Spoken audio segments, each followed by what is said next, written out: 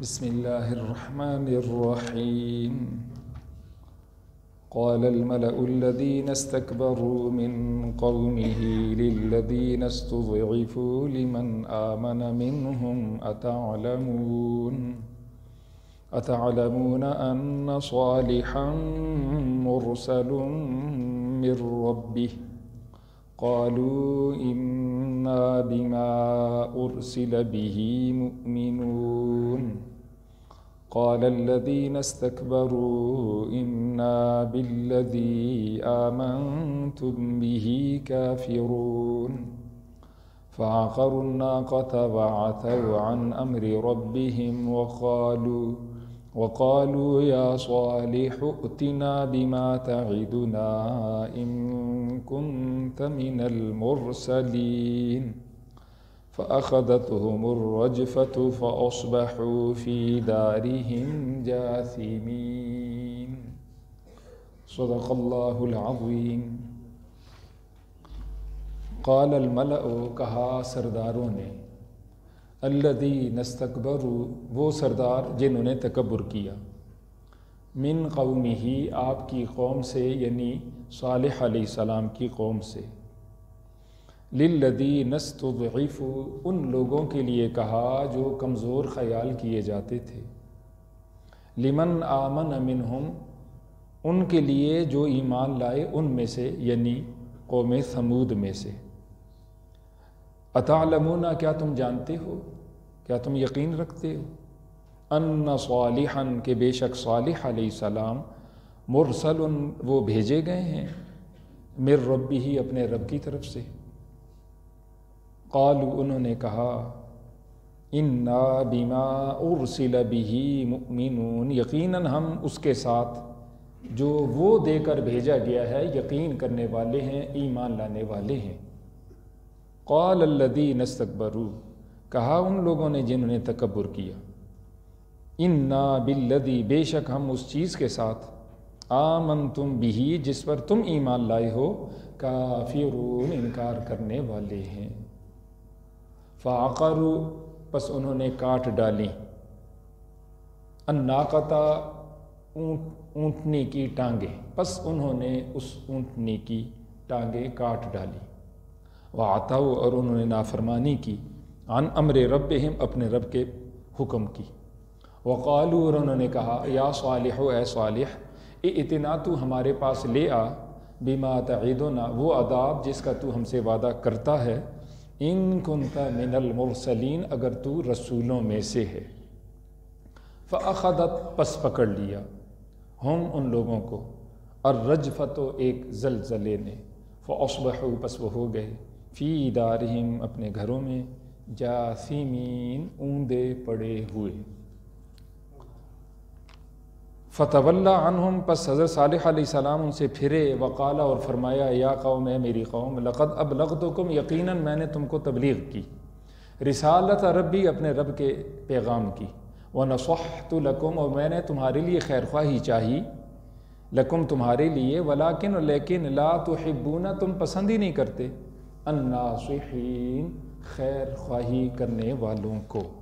یہ آج کے درس کی 5 آیات کریمہ ہیں. اس سے پہلے والی آیات کریمہ میں حضرت سیدنا صالح علیہ السلام کی دعوت کا بیان تھا. ایک عرصے تک حضرت سمجھاتے رہے. قوم کا مطالبہ تھا، ہمارے لیے نشانی ایک اللہ کی اونٹنی ہو، اس کی یہ ان کی فرمائشیں تھی، ڈیمانڈ تھی، وہ ان نشانیوں والی ہو. اللہ نے ان نشانیوں کو پورا کر دیا. اس پہ بھی وہ لوگ مسلمان نہ ہوئے، حتیٰ کہ حضرت سیدنا صالح علیہ السلام بڑھاپے کو پہنچ گئے. 120 آدمی مسلمان ہوئے. تاریخی روایات سے تقریباً تمام مفسرین اکرام لکھتے ہیں، اندازہ لگائیے، صرف 120 آدمی مسلمان ہوئے، باقی سب کافر ہیں. اور جو یقین کرنے والے ہیں اکثر بیچارے غریب ہیں، نہ ماننے والے وہ اکثر امیر ہیں، آسودہ حال ہیں. آج کے درس کی پہلی آیت کریمہ میں اللہ تعالیٰ جل شانہ نے ان متکبرین، جو آسودہ حال دنیا کے اندر ایک حیثیت دیے گئے لوگ تھے، ان کی غلطی کو، ان کی خرابی، غرور، تکبر کو بیان کرتے ہوئے فرمایا، قال الملأ، درباریوں نے کہا، سرداروں نے کہا، آسودہ حال لوگوں نے کہا، الذین استکبروا، وہ جو تکبر کرتے تھے، صالح علیہ السلام کی دعوت کو ٹھکرانے والے، اللہ کی باتوں کو ٹھکرانے والے، ایمان نہ لانے والے، من قومہ، آپ کی قوم سے، للذین استضعفوا، ان لوگوں کے لیے کہا جو کمزور خیال کیے جاتے تھے، جو صالح علیہ السلام کے ساتھی سے، ان سے پوچھا، آپ ترجمہ تو پڑھ سکتے ہیں، سن سکتے ہیں، لیکن وہ جو انداز ہے تو وہ تو ٹرانسفر نہیں ہو سکتا یقیناً۔ اب اس میں کتنا غرور ہوگا، کتنا تکبر ہوگا، کتنی بڑھائی ہوگی، اور دوسرے کی کتنی حقارت ہوگی، اس کو میں اور آپ جو ہے بیان نہیں کر سکتے۔ بہرحال کیا کہا انہوں نے؟ لمن آمن منہم، اور کمزور وہ تھے جو ان میں سے ایمان لائے تھے۔ اچھا تم بتاؤ بھائی، اتعلمون، تمہیں پتہ ہے کہ امیر غریب سے بات کرتا ہے اس زمانے میں بھی کیسا کرتا ہے، آپ دیکھ لیں، بس وہی صورت ہوگی۔ اتعلمون، کیا تم جانتے ہو، ان صالحا، کے صالح، مرسلون، یہ مرسل ہے، اس میں مفعول کا صیغہ ہے، معنی ہے بھیجا گیا، رسول ہے، قاصد ہے، نمائندہ ہے، من ربی، اپنے رب کی طرف سے، اس کے رب نے اس کو بھیجا ہے، تمہارا یقین ہے؟ قالو، قربان جائیں وہ کمزور ایمان والے، وہ دنیا کے اعتبار سے کمزور حیثیت رکھنے والے، لیکن ایمان کے پہاڑ، انہوں نے امیروں کے سامنے کہا، انا بما ارسل بہ، یقیناً ہم، یہ انا کا لفظ ایک طور پر قسم کے لیے کہ پکی بات ہے، ساتھ اس کے جو حضرت صالح علیہ السلام بھیجے گئے ہیں، مؤمنون، ہم یقین کرنے والے، یہ ہے ایمان۔ یہ انسان پھر خوفزدہ نہیں ہوتا کسی سے بھی۔ افضل الجہاد من قال کلمۃ حق عند سلطان جائر، افضل جہاد یہ ہے ظالم بادشاہ کے سامنے انسان حق بات کہے۔ تو انہوں نے کہا جی یقیناً ہم ماننے والے ہیں۔ قال الذین استکبروا، اس پہ ان تکبر کرنے والوں نے، سرداروں نے کہا، انا بالذی آمنتم بہ، بے شک ہم اس کے ساتھ جس پر تم یقین رکھنے والے ہو، کافرون، انکار کرنے والے، ہم نہیں مانیں گے اس کو۔ اس میں بہت ساری باتیں ہیں۔ ایک بات یہ ہے، دین کے اعتبار سے ہمیں یہ نہیں دیکھنا چاہیے کہ دین کو قبول کرنے والے امیر ہیں یا غریب ہیں۔ اگر امیر ہیں تو ان کو 10 سلام ہے، غریب ہے تو اس کو بھی سلام۔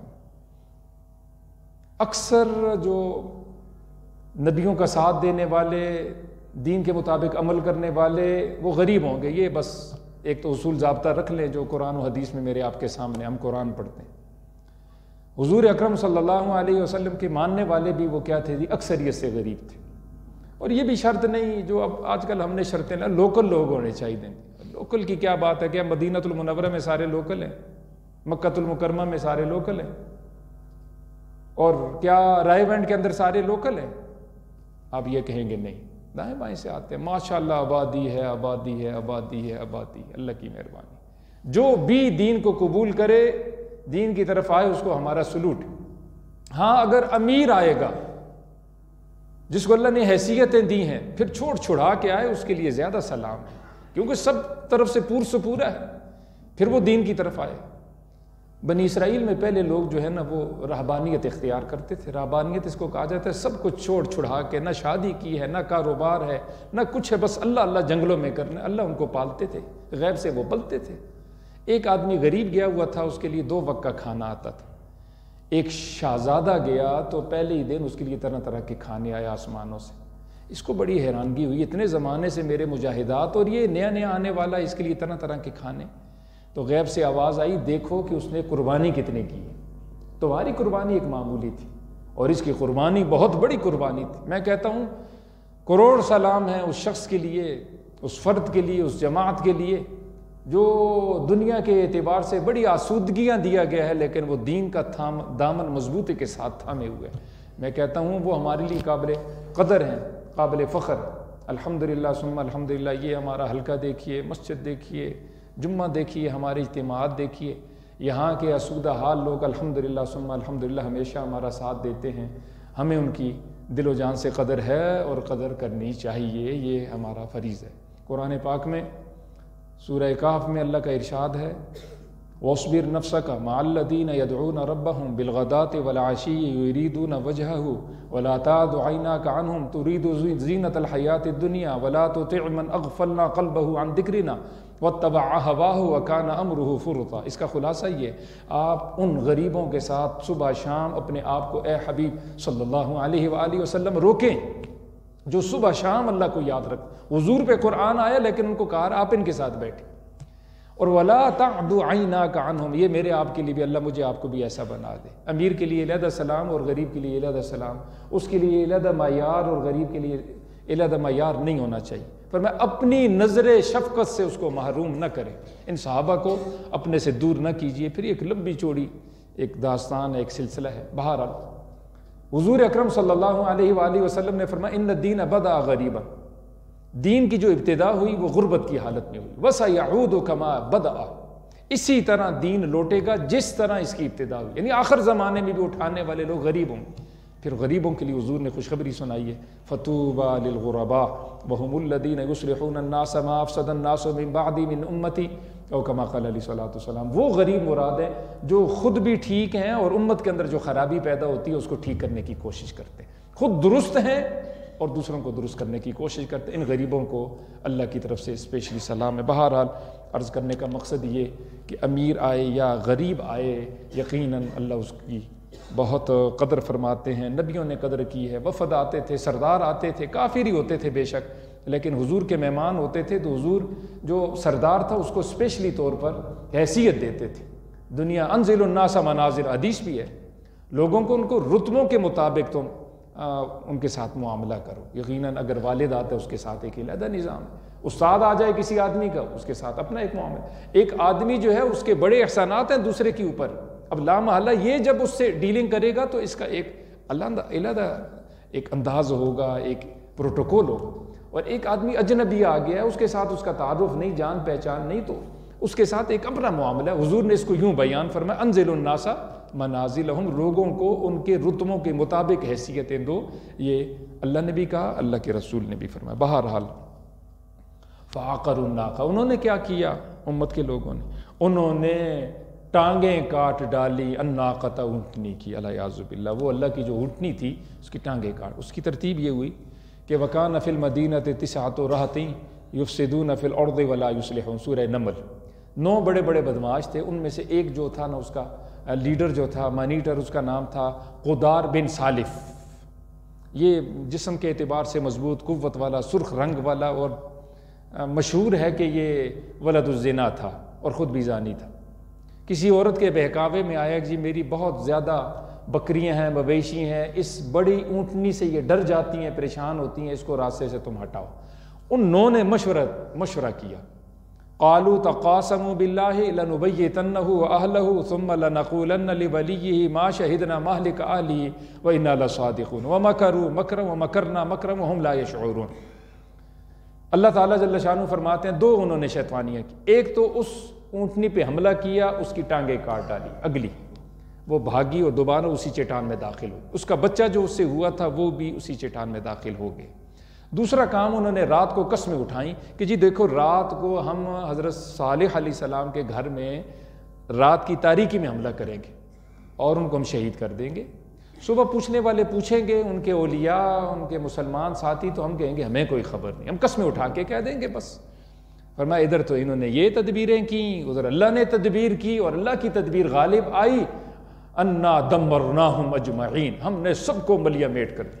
اس کی صورت یہ ہوئی کہ حضرت صالح علیہ السلام اپنے ساتھیوں سمیت 120 ساتھیوں سمیت وہاں سے ہجرت کر کے فلسطین کی طرف چلے گئے. اور ان پہ اللہ تعالیٰ جل شانہ نے زلزلے کا اور بڑی چیخ کا، خوفناک چیخ کا عذاب بھیج دیا، جس کی وجہ سے وہ اپنے گھروں میں یوں پڑے تھے جس طرح کہ کوئی شے اوندھی کر دی جاتی، الٹی کر دی جاتی. موت آنا آسان نہیں، اور خصوصاً اس صورتحال میں ہمیشہ آپ دیکھیں گے بڑے بڑے جب عذابات آتے ہیں لوگ سیدھے نہیں پڑے ہوتے. اکثریت سے آپ دیکھیں گے منہ نیچے یا کمر اوپر کی طرف. اللہ میری آپ کی حفاظت فرما دے. حضور نے ایک موقع پہ فرمایا، یہ بخاری شریف کی روایات ہیں دیگر بھی، کہ وہ اس امت کا قدار ابن سالف سب سے بڑا بدبخت تھا. حضرت سیدنا علی المرتضیٰ رضی اللہ تعالیٰ عنہ سے حضور نے فرمایا میری امت کا سب سے بڑا بدبخت وہ ہوگا علی جو تجھے شہید کرے گا.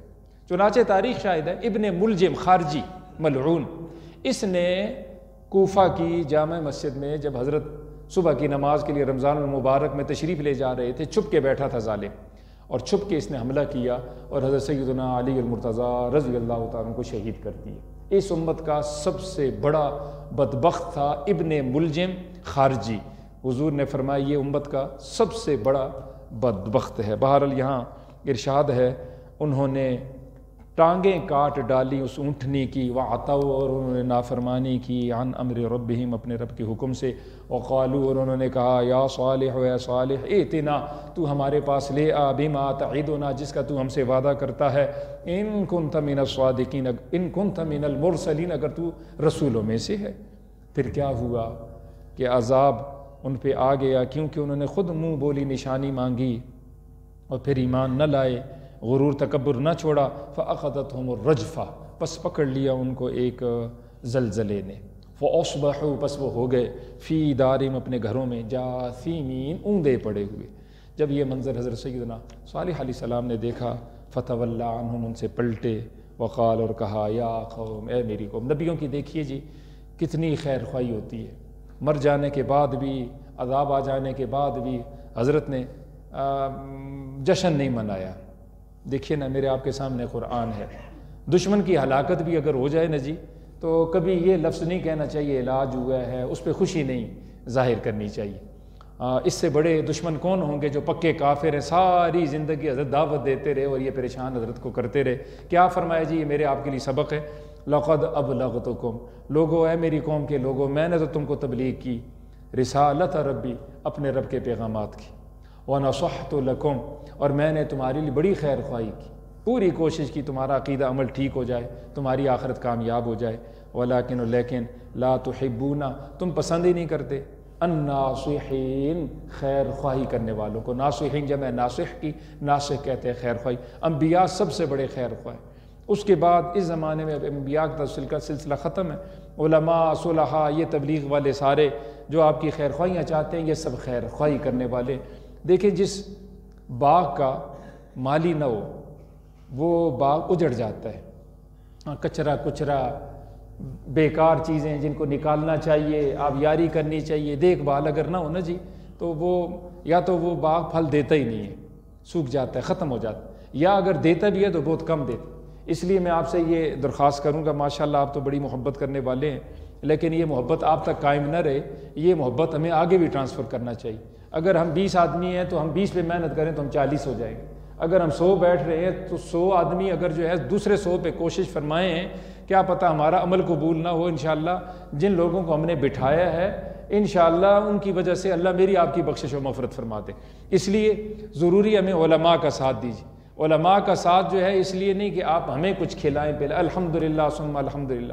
مولوی کبھی ہڑتال نہیں کرتا، مصلی چھوڑ ہڑتال، ممبر چھوڑ ہڑتال، مسجد چھوڑ ہڑتال، مدرسہ چھوڑ ہڑتال، آج تک آپ نے نہیں سنا ہوگا۔ چھوٹے چھوٹے طبقہ سے لے کر اوپر تک سارے طبقے ہڑتالیں کرتے، ایک واحد طبقہ آپ نے دیکھا ہے یہ مسجد مدرسے والے، یہ دینی لوگ یہ ہڑتال نہیں کرتے، یہ للہ فی اللہ آپ کو اللہ کے پیغامات اللہ کی رضا کی خاطر پہنچاتے ہیں۔